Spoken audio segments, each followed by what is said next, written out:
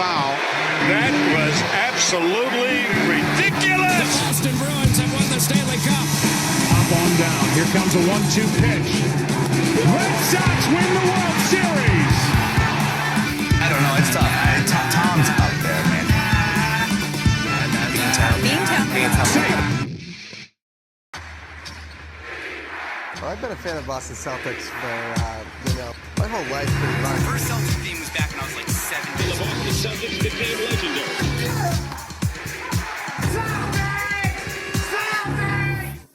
What is going on YouTube? It's just made it here on YouTube and from Beat.Taste. We're back again with another reaction video, and today we are recapping the series so far. Normally I don't do this. Normally I do this on my live streams. But there's a topic that I have to really cover. Because so far in this series, the series so far between the Magic and the Celtics have been like this. You feel me? The first two games, we've looked phenomenal, right? Even game one, when JT didn't look his best, he found ways to impact the floor in different ways, like rebounding, playing defense, playmaking even. And then, towards the end, right when he started to find a little bit of a rhythm, KCP comes in, out of nowhere, sidelines him, and then his wrist, obviously, as you know, bone bruise on his wrist. He's out for game 2. Game 2, they whack Kristaps Porzingis in the face.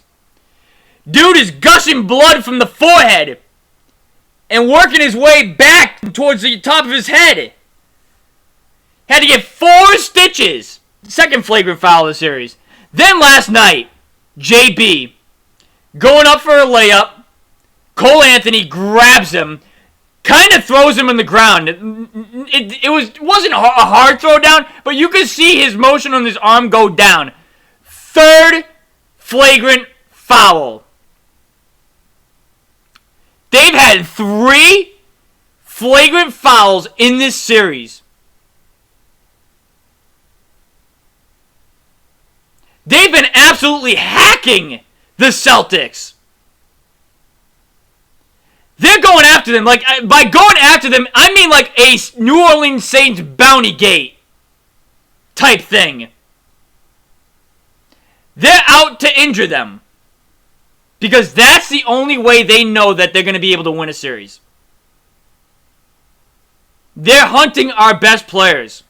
And there's been a lot of blown calls by the refs in this series. Like, I can guarantee you, if we go to the box score real quick, the fouls are going to be close. But the fouls really shouldn't be that close because Orlando's hacking half the time. Magic versus Celtics. So far in this series. Like, if we go to ESPN and we look at how many fouls are called between the two teams, I can guarantee you the numbers are close. But in reality, the numbers shouldn't be close. Because Orlando is hacking most of the time. 20 fouls called on the Celtics. 23 fouls called on Orlando. So, good. More fouls called on Orlando, but that's still too close. Too close. Let's go to game 2 real quick. Outside of Franz Wagner and Paolo Banchero, they have no defense. The only way they can play defense is if they absolutely whack them. And JB was mentioning this last night in the post-game interviews. There might have to be a fight that breaks out. And oh my god, I am so jealous that Bree is in Orlando right now going for game 4 because oh my god, this might be cinema. Game 2. Celtics got called for 19 fouls. They got called for 23. 4 foul difference there. I mean, that's okay, but still, like, they should be called for, like, 30 fouls if we're really being completely honest. And they went to the line 24 times that game. Oh, we went to the line 33. All right. Okay. That one's not terrible. That one's not that terrible. Then, obviously, the game that we went to, game 1, the margin was like 17-13 fouls called, something like that. And you guys saw it in the video. Tatum was getting absolutely whacked the entire game. He could not get an offensive game going. Like, he was attacking the paint most of that game and wasn't getting the calls. So what is he really forced to do? He's forced to take jump shots in that case. So, of course he's not going to shoot great. Because when he's going to the basket and he's getting whacked, he's not getting the call. I don't want to come on this YouTube channel complaining about the refs. I don't want to do that, but there have been some horrific calls in this game. Like last night, for example, they get a stop with about a second to go. They call timeout, but the clock goes to .3. You'd think they get some time added to the clock. Nope. They basically said that they couldn't go to replay and they couldn't review it or whatever, so on and so forth, and it was ridiculous. Why? Why couldn't you go to replay last night? Why is that? And then there was one play, like there's so many plays that I could pick point and everything else like that. The backcourt that they called, that was clear as day, not a backcourt. And then they got the time wrong there too. And then Wendell Carter and Derek White were both out of bounds at the same time. Should have been a jump ball. And then they gave the ball to Orlando. Like there was so many calls in that game that were horrific. That could have swung the game a different way. But again, I'm not going to sit here and say the Celtics should have won that game when you have 19 turnovers either. The playmaking's got to be better. Period. End of the discussion. 19 turnovers to 15 assists is not a good recipe of basketball. It's just not. But the refs didn't help your case to win last night. That's what I'm basically saying. I think that's enough Japanese that I'm speaking about. We're going to react to NBC Sports Boston's instant reaction. Celtics fall to the Magic in Game 3 after questionable calls. There were a lot of questionable calls in the game last night. There was a lot of questionable calls in the last couple of games, really. The referees have not been great. Honestly, really, both sides, too. Both sides. But the Celtics so far have been able to give themselves a series lead despite the fact that there's been questionable calls. And I think what makes me even more mad is the fact that now there's a Game 5. It's Celtics win tomorrow. I might fold like a lawn chair and go to the game to watch the funeral. Who knows? We'll see. But we're going to react to this video here. Leave a thumbs up if you guys enjoy these type of videos. Subscribe now if you guys are new. You guys know what to do. Go check out our website. The link is in the description down below. Without further ado, stop straight in the video.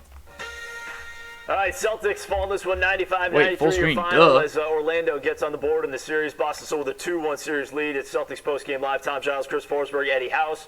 A third quarter in which the Celtics only scored 11 points, yet they come back, tie the game late there. We'll go through some of the highlights coming up in just a bit.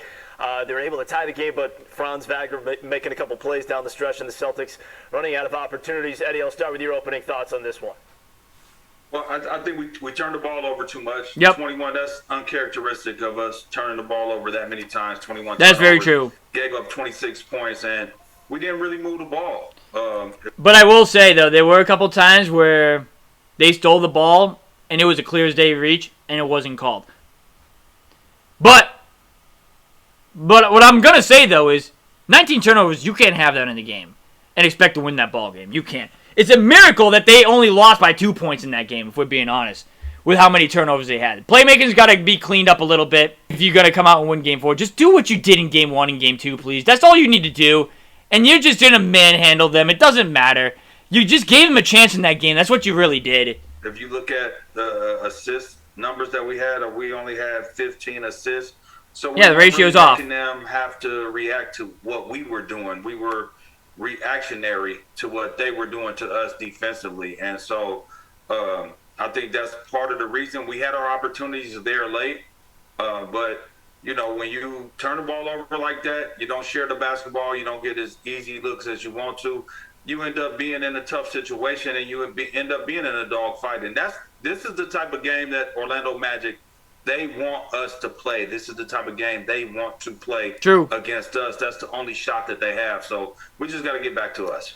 The Celtics were so unflappable during last year's playoff run that I think it's jarring to watch tonight. Like, that they just came unglued in so many different ways. The 21 turnovers for 26 points. You gave them more than a quarter of their total points with being careless with the basketball, something that you were so good at throughout the season, but that we knew could be an issue coming into this postseason.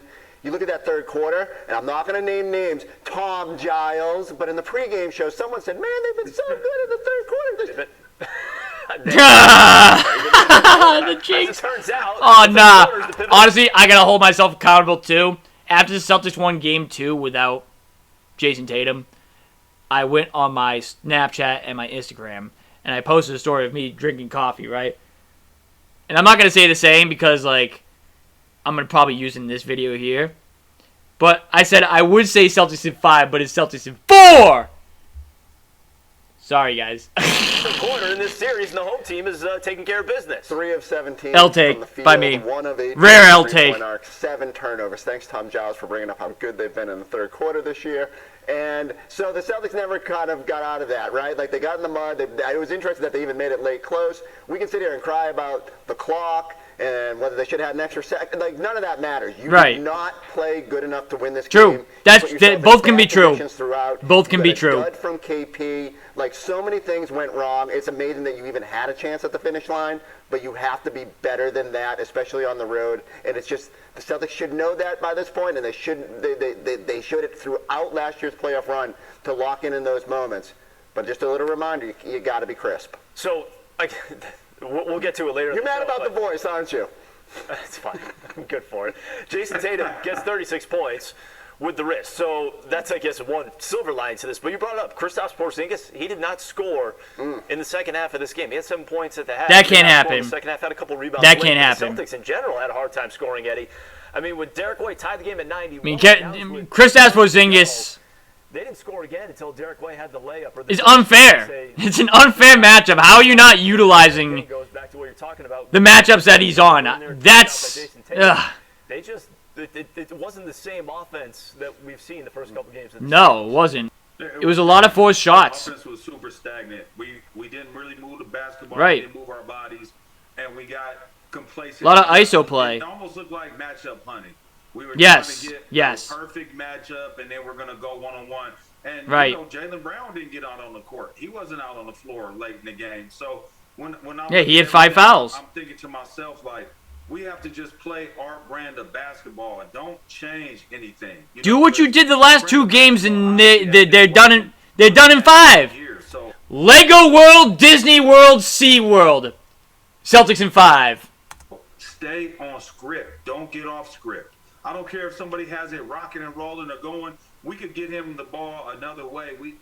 And it could be through ball movement. It doesn't have to necessarily be through a matchup hunt. And I think we did a lot of that. And I know that the matchup that we liked a lot was Jason Tatum with Wendell Carter Jr. That's what we were trying to really get to a lot of.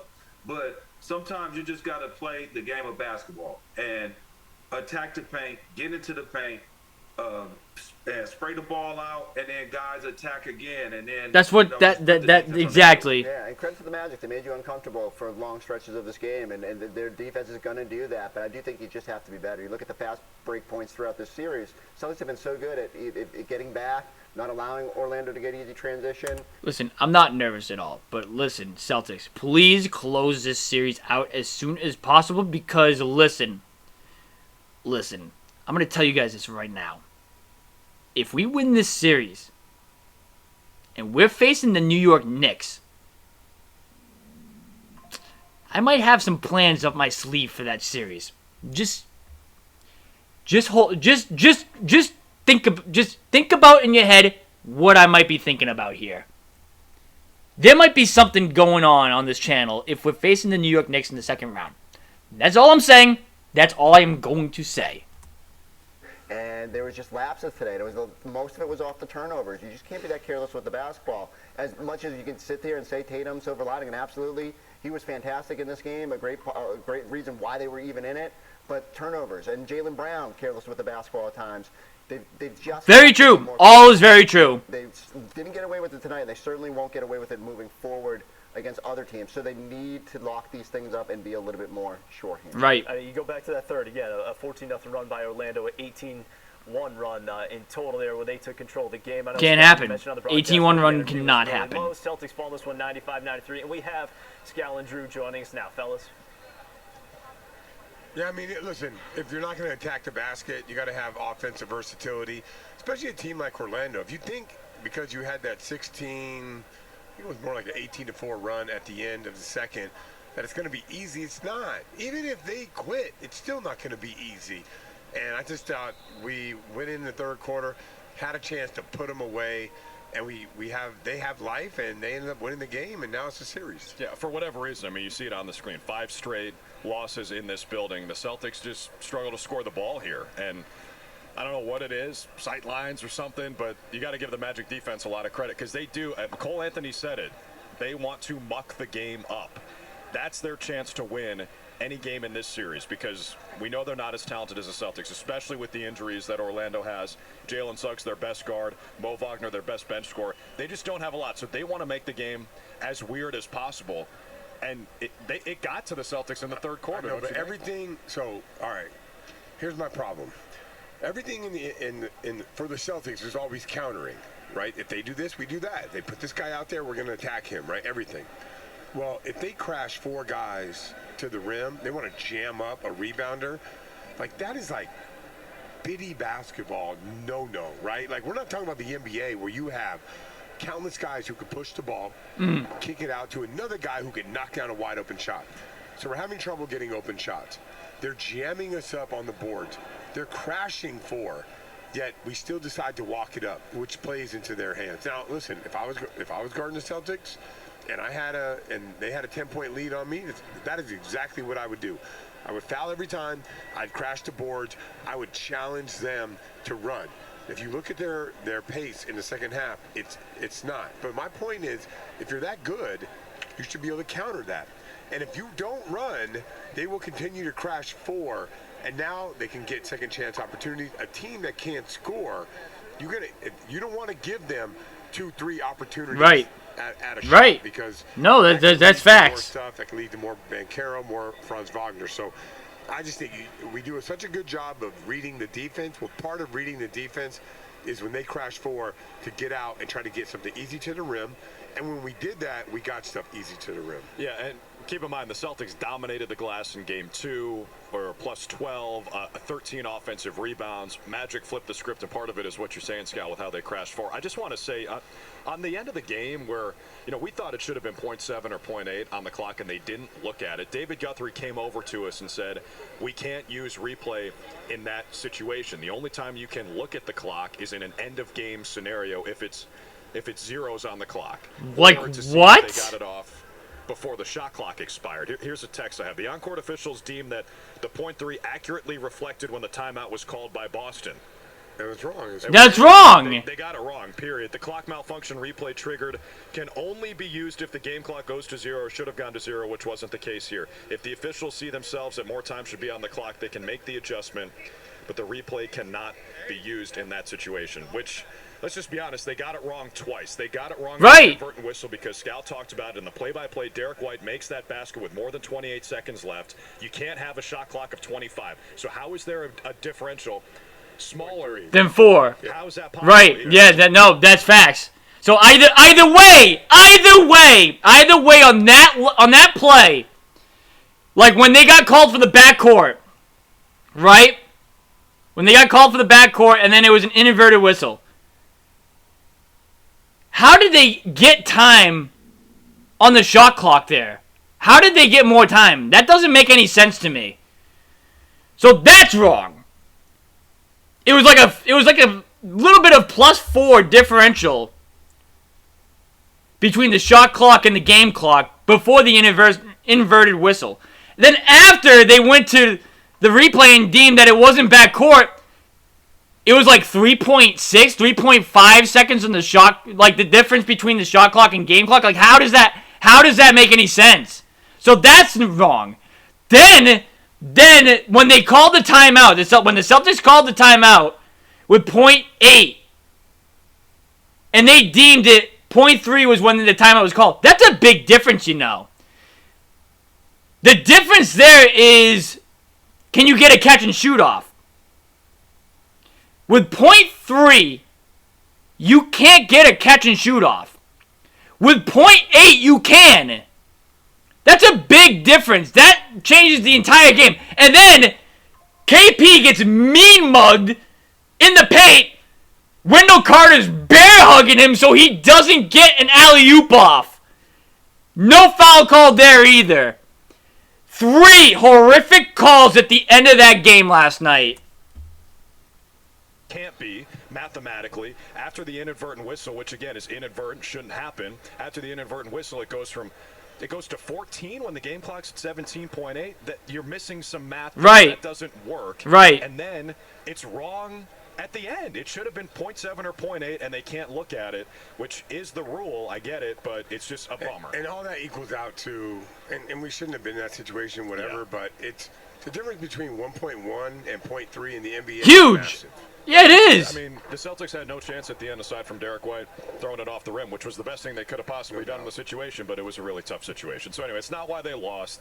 Just trying to provide some clarity on that whole situation and get back at it on Sunday, Giles. Yeah, I appreciate the context because I was wondering that myself. It feels like, you watch any college basketball game, they review every single clock issue. Yeah. Right. All the way down to the 10th. Which is that, isn't that what they do anyways? They would say, in the league? had a little time there. They didn't. Alright, well, that's going to do it for this video here. This is going to be a long-ass video because I was rambling for quite a while. I had a lot of thoughts from this game and this series so far here, so I don't know if I'm going to the game on Tuesday. If they win on Sunday, it's going to be very hard for me to stay away. You guys already know how I feel about that. But let me know in the comments what you guys think I should do. Should I go to the game on Tuesday if they win on Sunday? Yes or no? Let me know in the comment section down below. Leave a like if you guys enjoyed this video here. Subscribe if you guys are new. You guys know what to do. Go check out our website. The link is in the description down below. Thank you guys for watching this video here. It's been your boy Jesse, and we'll see you guys in the next one. Later, guys.